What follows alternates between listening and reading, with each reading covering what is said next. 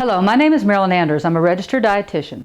Dr. Umbach has asked me to do a presentation for you that you would understand the importance of nutrition with the bariatric surgery. As a registered dietitian, I have a degree in nutrition and dietetics and have also been practicing for over 25 years, have worked with many patients with the bariatric surgery. So therefore, the information I will present to you will be in conjunction with what you're about to do with this new surgery. It's an exciting adventure and we look forward to having you progress. One of the most important things you need to have in your arsenal in order to prevent the weight from ever coming back is the use of a journal. After the surgery, a journal will be an invaluable tool for you. What will you put in this journal? You will talk about what food you ate that day. Why? Because it is so important that you get the amount of protein you need. If you do not get the amount of protein you need, you could have trouble with hair loss, many nutritional complications. Also, a journal can help you keep track of your exercise. It's very hard for us to exercise on a daily basis. We've all fought that battle. But by logging it in, it keeps you on the up and up. Also, the most important thing about this surgery is that now we've given you a window. You are now going to lose weight rapidly. We're going to fix your stomach to the size of an Easter egg or a small banana, depending on the surgery we're doing. And that's done in a very short period of time. But until we get a handle on the feelings, what caused you to get there? How did you go from being a baby that ate normally to all of a sudden continually eating past your feelings of satiety? So getting to know your feelings is real important, and that's what a journal can do. I have worked with many patients over the years, and one of my favorite stories that I will go back to over and over is my patient who was 700 pounds who is now down to 350, and actually 50 of it is skin. He has finally learned that the feelings that have caused him to put the weight on were feelings of every time he was anxious, he ate. Every time he saw a commercial on TV, he ate. This journal is going to help you figure out how you got to this point. So the journal is going to be invaluable. Keeping this journal, at least in the initial part of the surgery, after the surgery, is very, very important. And then setting goals. And we'll talk about goal setting because, again, the whole purpose of doing this is to start over, to become a baby tummy, to learn how to eat all over again. Setting goals that are realistic, not these goals that are far-fetched, like I'm going to my daughter's wedding in 3 weeks and I want to be a size 6. That's not going to happen. We want to set goals that are realistic. That is the whole purpose of going through this surgery. So the journal is imperative, at least as I said in the beginning. And there's many ways to keep a journal. Nowadays with these new iPhones, you can do it on an iPhone. You can keep a little notebook, whatever it takes, just so long that you keep some kind of record of how much protein, how much water, and the feelings you're experiencing so that you can be successful after this surgery. As I said in goal setting, it's real important for you to feel strongly about how you have made this choice. I know you've done a lot of research. There's a lot of research out there. The internet is full of information, but it's also full of disinformation. So make sure that you are sure about what you're doing and that you have made the right choice. Reasonable goals are, none of us are all going to look like Cindy Crawford, of course that's my era, or Arnold Schwarzenegger, and that's my era. But whatever your goal is, make sure it's realistic. We're not going to become the size 6 sweet little 16. We're not 16 anymore, many of us. So therefore, it's important to have realistic goals. Goals that you will feel confident about who you are and what you are after this surgery. And then again, setting specific goals. Say I'm going to work out every day is totally unrealistic. Saying that I'm going to work out by 6:30 by walking to the mailbox that morning. And for 3 days, I'm going to walk to that mailbox. Then the next day, I'm going to walk to the neighbor's mailbox. Being very specific about your goals will help you be successful. Setting unrealistic goals will not work. And that's the whole purpose of this surgery, is to start over and get ourselves back in shape. Planning your goals, how you're going to do it. I have found that if you're going to work out, it's always important to try to set a time frame. Because if you say I'm going to work out today, you may decide to have your root canal or your hair done or your pedicure. A number of things can come in the way. Setting a realistic time. If you're a morning person, make your workout first thing. If you're an evening person, then after work. But making a realistic goal so that you're not constantly setting yourself up for failure. The biggest problem I have seen in the support of this surgery is the support you have from other people. Your how would we say, the support group, your significant other, your work partnerships. If you have a significant other or a husband or wife or boyfriend, girlfriend who are not supportive of you, this can cause more problems than necessary. I have sat in a class where I had a man sit here and tell me that every time he gained 5 pounds, his wife came home and fried chicken. Well, that didn't work for him. I had another couple he was a very handsome, tall, good-looking man, just big. His wife was a true trophy wife, beautiful, nails, hair, the whole 9 yards. All she kept doing through the surgery was say, "Oh, this is going to ruin my life, this is not going to work, how am I ever going to do this?" Well, this poor man, no matter what surgery he had, if he didn't have her support, he was going to fail. My ultimate example is the patient who came in and had a gastric bypass, and when she was first introduced to some food, her significant other brought in McDonald's French fries and a Coke. I don't know about you, but I cannot avoid McDonald's fries. They're amazing. So here she took a bite of the fry, a sip of the Coke with the straw, carbonation, and went into so much vomiting that she had to be intubated. We had to put a tube down her, and then we had to come in and write the nutrition support in the veins. So again, support is everything.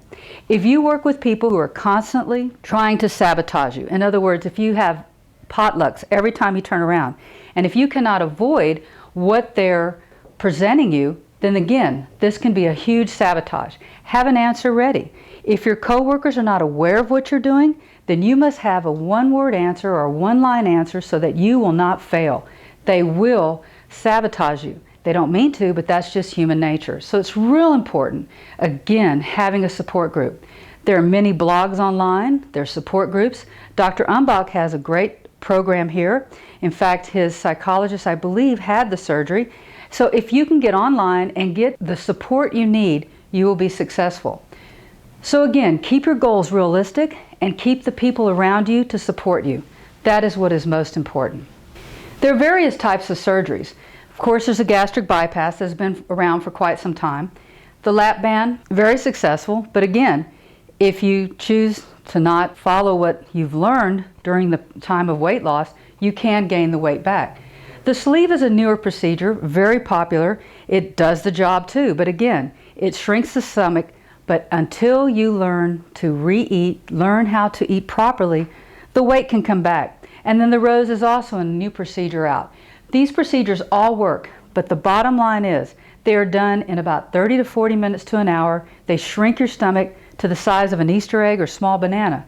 But if you do not learn how to eat in that window when you are losing weight, the weight can come back. And we have seen that over and over. So that is why the journal helps, setting goals, and being surrounded by people that will take care of you and make sure that you are succeeding, not failing. There are several steps before surgery that we'd like to talk about. If you are smoking, you definitely want to stop. Smoking is hard in many ways, of course. We've all read all the articles. But one of the main things is when you lose weight, you're going to lose weight rather rapidly. And you need your skin to be well hydrated so that your skin doesn't hang like one of those puppy dogs that have those skin hanging on their face. So you want to stop smoking. You definitely want to exercise. There's no way around it. Wish there was. If I could think of a way, I'd tell you today. Exercise is imperative, even if it just means walking, taking a can of peas and corn and moving your arms, whatever it is, but you do need the movement. This is going to help tone your skin after the surgery so that it's not all hanging and dangling. The whole purpose of this is to be healthy. So of course we're going to talk about changing your eating habits. One of the things we talk about a lot is chewing the food slowly. If you've ever watched people at a buffet, and this is Vegas, Las Vegas, we have seen people go to buffets and they're on their third and fourth plate and that food is flying. I've raised 4 kids, 2 boys, who could put the food down incredibly fast. Well, they may need the calories, but most of us don't. My son's a semi-pro cyclist and of course he needs 5,000 to 6,000 calories on his off day. So needless to say, we can put in that many calories that quickly. So slowing down, chewing. By chewing slowly, what happens is you give the gut time to tell the brain, hey, I'm full. You take a baby, you put it in your arm and you feed it with a bottle. The baby takes the bottle, you burp it, the baby's fine. But if you put that bottle back in the baby's mouth again, that baby's going to regurgitate or throw that bottle all back down the side of the back. The thing is, you cannot push more food than we need. But eventually, as we get older, our stomach learns to expand and tolerate the food. Slowing down, chewing slowly. Also, what chewing slowly will do is help you from taking in large bites and putting them in that very small tummy you have now. Imagine your tummy is only the size of an Easter egg, and if you gulp something down that hasn't been chewed, that's going to be painful. You want to eat protein first. Protein is one of the most important parts of the diet after the surgery. If you do not get the adequate protein, you will lose your hair. I've had many patients sit in the room and tell me that they have had the surgery before and they didn't get adequate protein and they did have hair loss. So unless you like the bald look, definitely get your protein in. But even if you do like the bald look, you want to stay well nourished. The whole purpose of this surgery is to become a healthy person again. If you do not get the protein in, you can become malnourished. If you think back to the miners that were in Chile a few years ago that were stuck down in the mines for quite some time, they lived on only 2 ounces of protein a day in order to survive until they were rescued. Their body learned to compensate, but at least they got the protein and they were doing 2 ounces of tuna. If you do not get the protein, you become malnourished. We have seen patients who have had the surgery 10 years ago that didn't get enough protein in and became malnourished. Their intestines were almost paper thin. We equated it to the studies that we saw in Germany during the World War II with the concentration camp victims. A concentration camp victim didn't die overnight, they slowly starved. What happened is their intestines became, and all their body parts became very malnourished. And their intestines, when they did autopsies later, felt that they looked like wet newspaper. They were so thin. We have seen patients who have had surgery 10 years ago or more, and they have not eaten enough protein, and now every time they eat, they're constantly having ruptures because of the fact that their intestines are so thin from being malnourished. So even though a person may be overweight or very obese, they can still be malnourished because they didn't get adequate protein. So you will hear me say in this presentation over and over again the importance of protein.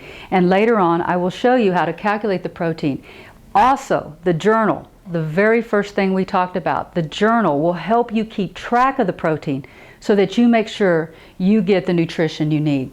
You'll avoid starchy food, at least initially and for the first few months, until you feel you can handle it. Now, some people can never put the starches back in their diet. They have a hard time with them. They have what you may call a obsessive compulsive behavior with them.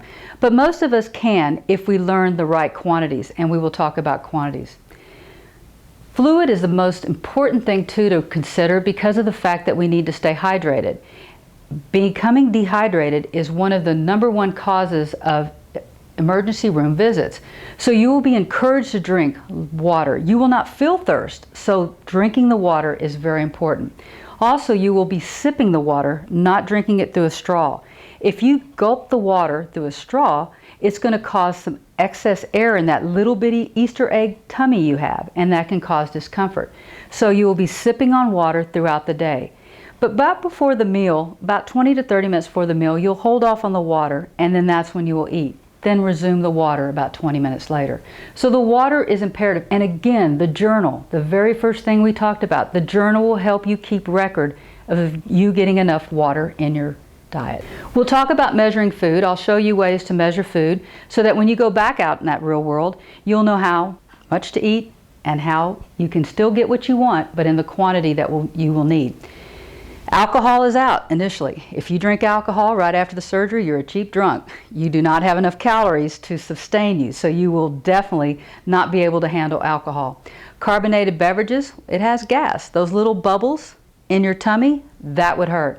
Caffeine, it's not so much the caffeine that's the problem, is the fact that it's dehydrating. So if you're a coffee drinker, you may want to start thinking about cutting back a little bit. I'm not saying you'll take caffeine totally out of your diet, but initially, it'll be more important to get the water and the protein in before you start putting the caffeine in. So caffeine will be put on hold. So if you're a big coffee drinker, start working on that now before you get ready for that surgery. Fruit juices, you don't start your baby with a bottle of straight apple juice. You'll water it down. You won't be able to tolerate even this regular natural sugar in your stomach in that concentration. You'll have to water it down. So sweetened drinks, of course, fast food, snack food, you just won't be able to handle. So those things are going to be out of your diet, and that's how the weight comes off. We will take away foods that we have put in our diet for many years, and the weight will come off. After the surgery, it's imperative that you take your vitamin. Dr. Umbach has a list of multivitamins and calcium and other supplements that you can take.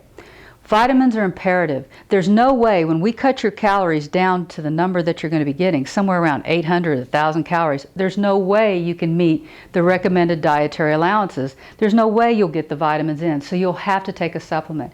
And nowadays, actually for the last 10 years, the American Medical Association and some of the journals of medical association have talked about the importance of all of us taking a vitamin anyway.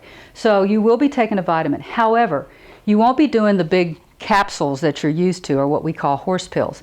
They'll need to be either in a liquid form or a chewable form. And again, you can buy these products through Blossom Bariatrics. To prepare for surgery now, it's good to go ahead and start a food journal. Not everyone is going to have the surgery the next morning. Depending on what type of surgery you're having, you may have to wait a few months based on your insurance company's requirements. So starting a food intake record is really important. This will again help you find out what you're eating and what is actually going in your mouth. If you're a chocoholic and you take one bite and can't stop, again, this will help you in the future to see that these are foods you need to put away until you are ready to handle them again. Very important before the surgery to do some deep breathing. To breathe in, breathe out. Let your air get in your lungs and totally inflate. Anytime you're having any type of surgical procedure, you want your lungs to be totally able to handle any type of mild sedation. And by doing deep breathing, that will help. So smile. You're doing something great for yourself, and now we're ready to take that journey. I like to talk about this for just a minute because sometimes I think we forget that food can be an addiction. I've worked with many patients, and over the years I have seen all types of addiction. I had a patient come to me and told me she was abstinent for 20 years. Well, my thought was that she hadn't had any alcohol. She hadn't had any flour or sugar for 20 years. Well, if that's what helped her keep from becoming obese, or in her case, it would flip her back into anorexia. So again, addiction transfer is real important. Another patient I had who had come to me, his insurance required that he come for 12 months. Well, for the first 4 months, he kept gaining weight. And I'm like, okay, what are we doing wrong here? We talked about it and talked about it. Finally, in about the 5th month, he admitted to me he was a recovering alcoholic. So he was replacing the food for his alcohol. So we got him back into one of his sponsors and into his recovery program, and he got back on track. There's a lot of addictions out there, so make sure that you're being honest when you do your psychological eval that you will have to do prior to the surgery, that you are honest and upfront, because again, we'll shrink that stomach in just a few minutes to the size of an Easter egg or a small banana, but we got to get inside the head and fix any problems that are there, or the weight could come back. Of course, this is a nutrition class, so we're going to talk about nutrition. Calories, carbohydrates, protein, fat, the different types of fat. Of course, calories are going to be so limited, and we're going to learn a little bit more about how to calculate calories just by using our hands. So calories are going to be one of the first things we're going to cut dramatically.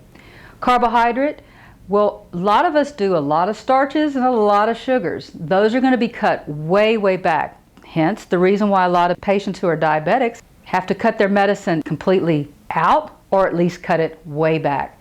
Your carbohydrate intake will be greatly decreased.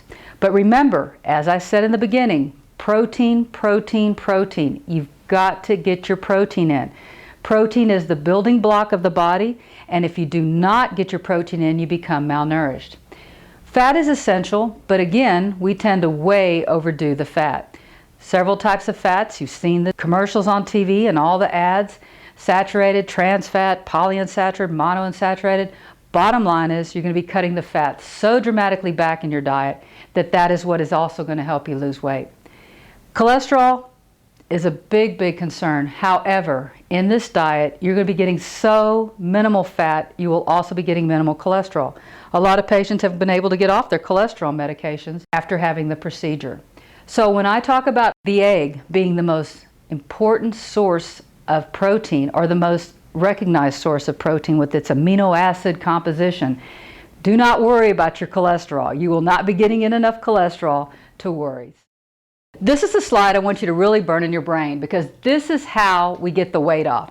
To lose 1 pound a week, you reduce your caloric intake by 500 calories a day. It takes 3,500 calories to lose a pound a week. So something as simple as 2 regular Pepsis a day above what you need, that's 500 calories.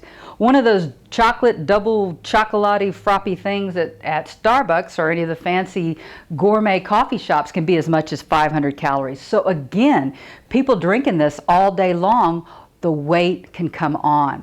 So when you start on this after the surgery, you're going to be drinking shakes that you're only going to get about 800 calories a day. You're used to taking in about 2,000, 3,000, 4,000 calories. Do you see how the weight is going to come off quickly? You're going to cut your caloric intake down a lot. But after a while, the body learns to slow down. Remember the concentration camp victims in World War II? They didn't die the next day. They died slowly because their body slowed down. You will slow down. Your metabolism will slow down. And therefore, your body will get used to being on only 800 to 1,000 calories a day. That's why diets fail. You plateau. So how do we push ourselves over that plateau? That's where the exercise comes in. When your elliptical is saying you're only doing 200 calories, then maybe you need to bump it up to 300 calories. I talked about a patient of mine that I'm still working with who started out at about 700 pounds. He's now down to 350. Actually, 343 the last visit. At one point in my office, he came in at 350 and he had plateaued. When we looked at what he was doing, he was taking in about 1,200 calories a day, which is what he needed at the time. The problem was he was walking and he wasn't getting enough exercise. So we had to, he's a very muscular man, so we had to up the exercise so that we could push that, get closer to expending the extra 500 calories a day so he could start losing weight again. So our bodies are amazing. They will slow down to the number of calories you give them after a while. Now again, you're going to go from most of us women need about 1,800 calories a day, men about 2,000, 2,200. But most of us are eating somewhere between 3,000, 4,000, maybe 5,000 calories a day. So when you start taking the shakes and you start cutting your caloric intake way back, yes, the weight's going to come off real quick for quite some time. But eventually, the body will slow down. And to understand this slide, the importance of the weight, the 500 calories a day, less than what you need, so that you can start that weight loss going again. 2 weeks before the surgery, you will do 2 protein shakes a day. And then you will do 1 lean and green meal, which basically means a small piece of protein with some vegetables. Now that's what you do before the surgery. Dr. Umbach would like you to start this immediately after first getting excited and ready to start preparing for the surgery. Now 2 weeks after the surgery, you will basically be just on the shakes. You won't be able to get the total amount of protein in initially, so don't panic. But that's why the journal will help you keep record of how much protein you're getting. You'll do the shakes throughout the day, and then 2 weeks after surgery, you will meet back with Dr. Umbach or your doctor in your hometown, and he will allow you then to progress on to soft foods. So again, 2 weeks prior to surgery, start going on those shakes and the 1 lean and green meal. After the surgery, it's shakes only until 2 weeks you see the doctor, and then he lets you progress on to food. This is the slide that will help you remember how much protein is per ounce. Now for the women, you need about 60 grams a day to maintain proper functioning. Men, more around 80. And in our society, we always think more is better. It's not. We do not want to overdo protein. You can cause kidney complications. I see this all the time. As Americans and other cultures, we tend to really push protein to the point where we're doing a 12-ounce T-bone 3 times a week and we cannot tolerate it. I get a lot of kidney patients in, and the first thing we talk about is cutting protein. You need about 60 grams a day for the women, 80 grams for the men. Well, if you can look at this slide and think about it, if in the morning the doctor has now released you off your shakes and you're able to get in 1 egg, maybe 1 egg, because that's all you have room for, that's only 7 grams. And then at lunchtime, you're only able to maybe get in 1 to 2 ounces. That's only another 14. Now we're only up to 21 grams and the day is over. There's no way you're going to get to the 60 grams. Hence, you will stay on the shakes. That is why the journal is so important. This will help you tally your protein. You don't have to, it's not an exact science. You don't have to hit 60 every day or your hair is automatically going to fall out. It's a guideline. So this is a slide that will help you remember how much protein is per ounce. As I said, you will stay on the shakes until you can get your protein to the 60 grams for women, about 80 grams for men. And again, those are guidelines, but you just got to make sure you're getting somewhere around that area, and the food record will help you with those numbers. Protein will help keep your hair, and again, the oxygen and waste movement of nutrients throughout the body. Please eat the protein first. When you start sitting down to your little plate now, you are using a small plate. You put a little bit of cut up chicken, a little bit of mashed carrots, and a little applesauce. Don't start with the applesauce. You start with the protein because you're going to fill up. You won't believe it at first, but you will. I had a patient where I took the tray in her room, and when I opened the lid and showed her 3 little souffle cups, one of chicken, one of some carrots, and one of some applesauce, she said, "Oh, that's not enough food." I said, "I'll be back." I came back in 30 minutes and she was crying because it was the first time she had felt fullness in years that she could even remember. So she knew then how important it was to always eat the protein first. Not eating the protein first, you will fill up on the other foods. And again, remember the malnutrition we talked about. The acceptable carbs that you will be using initially in the diet will only be fruits and vegetables. They will not be all the starches, the pastas, the rice, the potatoes. It will be fruits and vegetables will be your carb source. The fat will basically be what is in the meat itself. So you will not be adding extra fat. You will not be putting butter on your vegetables. This would cause very strong stomach discomfort.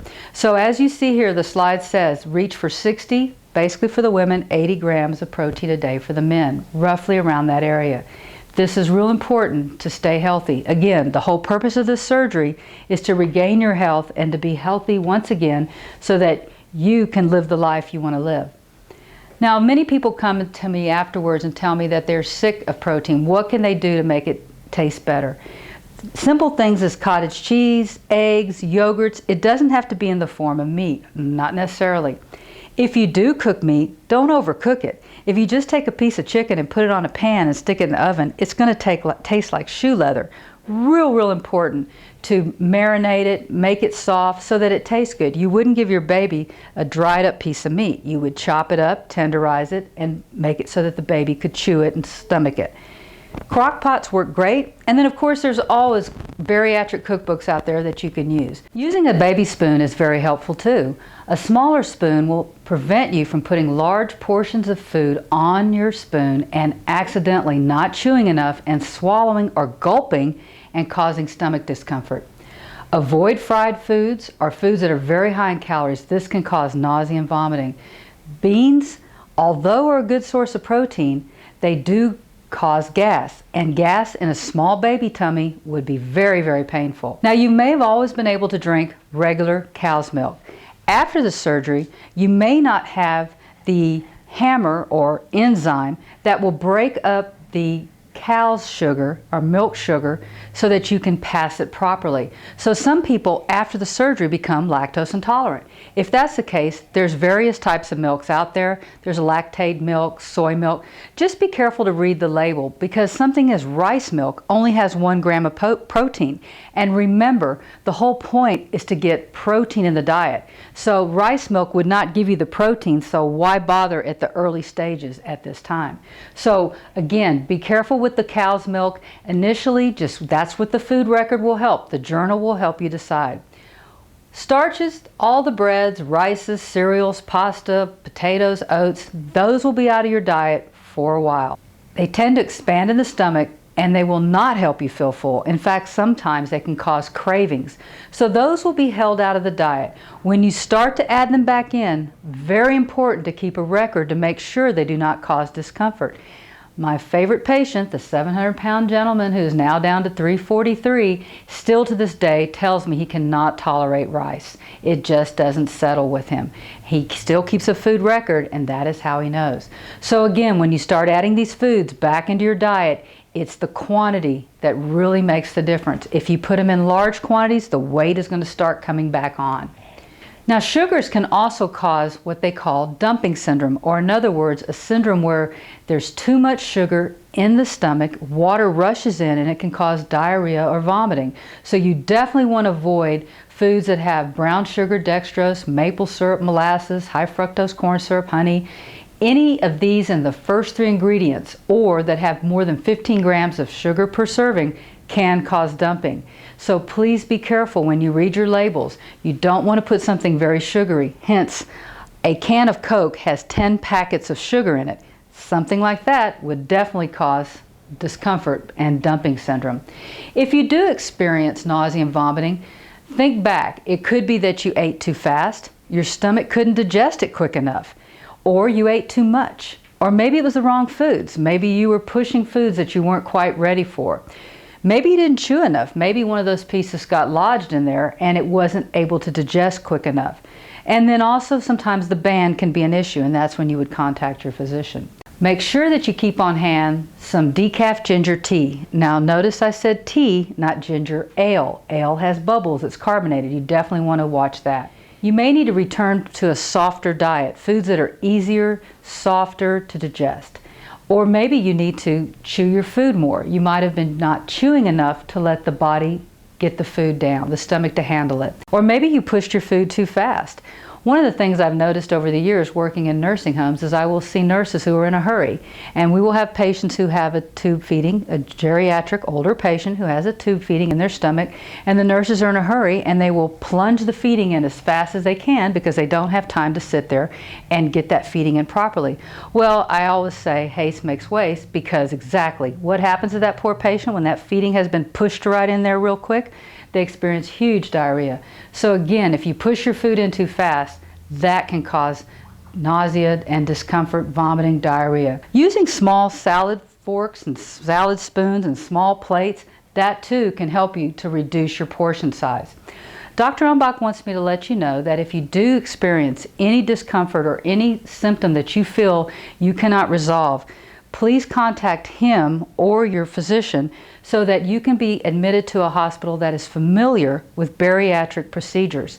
Not all hospitals are certified to handle bariatric procedures. So again, contact Dr. Umbach or the surgeon he asks you to contact. Acceptable carbohydrates. Before surgery, you can eat all the salad and rabbit food you want. But after the surgery, you're going to make sure that your vegetables are very soft, no sugar added, cooked well. Even canned tend to help, just so that they're mushy and not quite coarse. You won't be doing celery sticks and carrots because you won't be able to tolerate that right after the surgery. You wouldn't start your baby off on a Cobb salad, so naturally you wouldn't do that right after surgery. You start out with carrots, green beans, soft vegetables that you can chew easily and digest, and then progress from there. Sugar-free products are a concern. Many of us drink a lot of sugar-free products.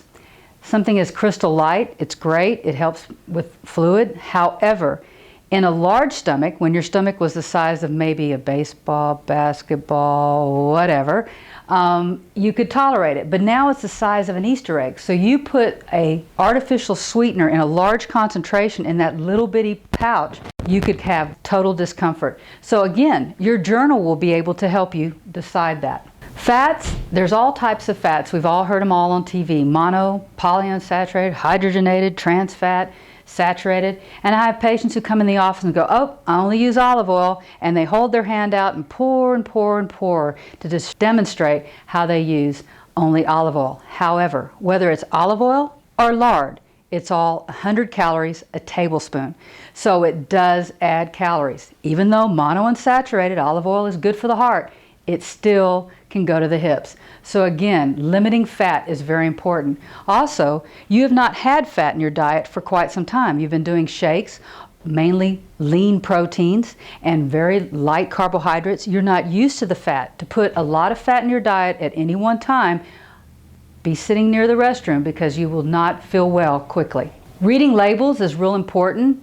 Madison Avenue is notorious for putting labels that are very misleading. So many labels out there can make you think that you're getting a low-calorie product. A Pepsi will say that it's 100 calories, but it also says it's for 2.5 servings. I doubt many of us share that with 2.5 people. So look at the label closely. So when you're trying to decipher how much protein you're getting, make sure you look at the label to make sure you're getting the right number down so that you know how much you're actually getting. Portion sizes are the whole purpose of this surgery. After the surgery, you want to learn how to eat again in the proper amount. A fist is about a cup. You tell me you go to Olive Garden and they only have 1 fist of pasta on that plate? I highly doubt it. And if you can sit down and knock back 3 fists of pasta, you're talking 750 calories. Again, that's not even with the meat, the breadsticks, or the salad and the main course. Remember the slide that talked about 500 calories less a day that we need to lose 1 pound a week. We really need no more than 3 ounces of protein at any one time. That is basically the palm of your hand, unless you have hands like Shaq O'Neal. We're talking more like a deck of cards. The palm of your hand is about 3 ounces. That's all the fish, protein, chicken, fish, meat that we need at any one given time. A thumb is about an ounce. An ounce of cheese is 100 calories. So think how easy it is to be at a party or a gathering and have quite a few thumb sizes of cheese. The tip of a thumb is about a teaspoon. So that's 50 calories. So when you go to IHOP and they have pancakes and there's 1, 2, 3, 4 on top of the first one, you open up the second pancake and there's 1, 2, 3, 4. Again, the calories add up very, very quickly and how much fat calories you're getting. Of course, they tell us that an ounce of snack food is all we really need. So not many of us sit down and watch a football game with just a small handful of food. The bottom line is, after the surgery, to learn how to limit the quantity that you're eating. And if you're eating because the TV tells you to eat, again, the weight will come back on. So decide what is true hunger and what is just truly feeding, something that we're just trying to overcome. If you're a stress eater, are you a person who eats when you're angry, you're happy, you're sad? If you're a TV watcher, it's amazing. The commercials make you want to stop at Jack in the Box on the way to McDonald's. The food all looks so good. Again, pay attention to what's really triggering your hunger. The whole purpose of this surgery is to get to the bottom of how we got here in the first place. As babies, again, we only ate what we needed, and if you put more in us, we would have put it all back down your back. Now we've got to learn to start over. And so therefore, if it's the TV that's causing us to eat, if we're bored, if we're restless, what are we feeding? Get to the bottom of it. This is your window of opportunity. The weight's going to come off, and it's going to come off fast. We have to learn in that window how to keep it from ever coming back. Learning portion control, using your hands when you go out to eat. 1 fist of pasta or potatoes, all you need. The hand can put over your steak, that's all you need. You pack it up and take it home. Again, getting to the bottom of this whole situation. The journal will help you so that you can make sure that you stay on track. You don't want to go through this again. You made a big decision to have this surgery. We want to make sure we succeed. Alcohol calories can be deadly. A margarita can run as much as 740 calories. So you go out to eat Mexican food and you have 2 margaritas, chips, and guacamole, you're over 2,000 calories before the entree ever showed up. Remember my slide about 500 calories more a day than we need? This is what happens. One of my favorite stories is about the big enjoyment of Red Bull and vodka for a while. People were coming to the ER, going out to nightclubs and pounding Red Bulls and vodkas. Well, a shot of vodka is just a shot, a small jigger, is about 115 calories. I've had patients tell me they did 10 shots. That's 1,000 plus calories. There you go. Again, with that 500 calorie slide, the weight will come on. Watch your alcohol calories. If you are a drinker, put it back in moderation. The calories can add up and cause the weight to come back. Protein supplements, this is the product that Dr. Umbach sells. It's called Bariatric Advantage. What we were looking at, the most important components of it is that it has to be a whey protein isolate powder. It has to have about 20 grams of protein or more, 3 grams or less of sugar, and 2 grams of less of fat. Also, I highly recommend you getting an unflavored protein powder. This tends to help because if you just pick chocolate or strawberry, 2 weeks of this is going to be tiring. So again, have that unflavored. Therefore, you can add berries or bananas or other fruits to it to give it different flavors. Bars work too. They have about 20 grams of protein, less than 250 calories, and less than about 10 grams of sugar. So there's products out there that this is what will help you after the surgery to meet your protein needs. Fluid, very important to get at least 64 ounces of fluid a day. Make sure that you pay attention to the amount of fluid you drink. Again, the food journal will help you with that. If you notice that your urine is very dark, if you have dry, sticky mouth, sunken eyes, dry skin, and I call this the hangover feeling, the headache, irritability, and vomiting, it is because you are dehydrated. #1 admission after surgery to ERs. Please make sure you get your fluid in, and your little journal will help. It'll help you make sure you're getting the adequate fluid you need. You will definitely need to take your vitamins after the surgery for the rest of your life. You cannot stop. This is imperative. You will need the nutrients to help you keep your body healthy. Vitamin and mineral deficiencies are preventable just by taking those vitamins. So get you a pill pack or some type of mechanism that will remind you to take your vitamin daily. Fiber is also necessary after the surgery too. You will need at least 25 grams of fiber a day. However, most of us don't get that on a daily basis. So after the surgery, with our food intake being so low, we won't be able to get the adequate fiber in.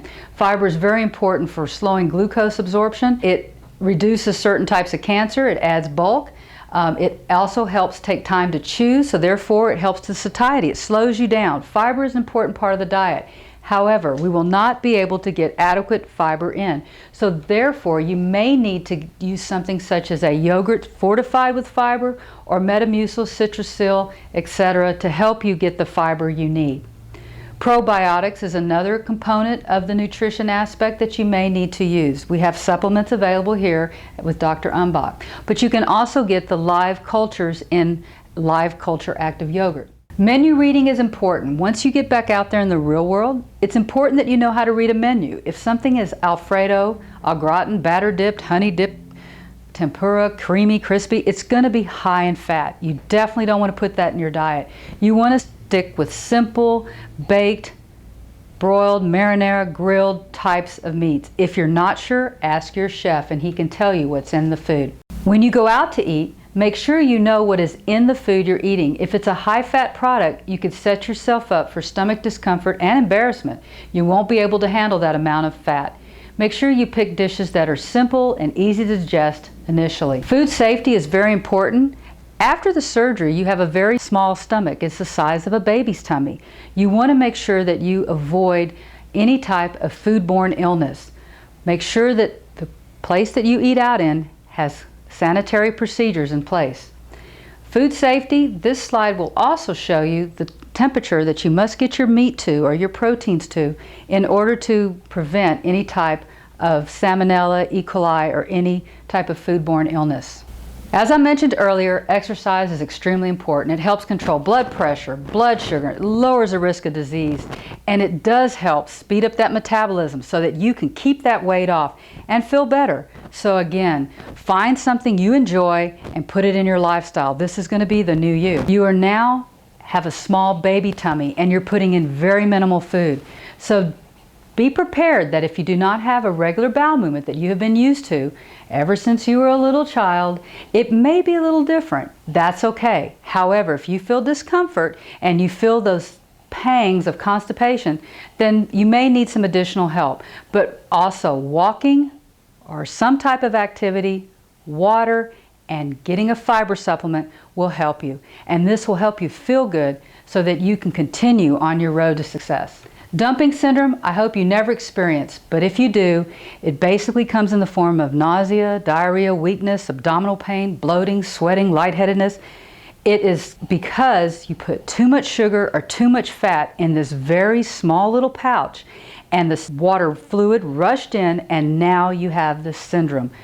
Lie down, rest, just let the symptoms resolve. Look back in your journal and look what you ate, and hopefully avoid this so that you will not experience it again. Most people tell me they only did this once and they didn't do it again. If you follow what we discussed today, keeping a journal, getting adequate protein, meeting your fluid needs, you will be successful. That food record will help you on your road to success. I'm Marilyn Anders, registered dietitian, and I wish you all a healthy, happy life.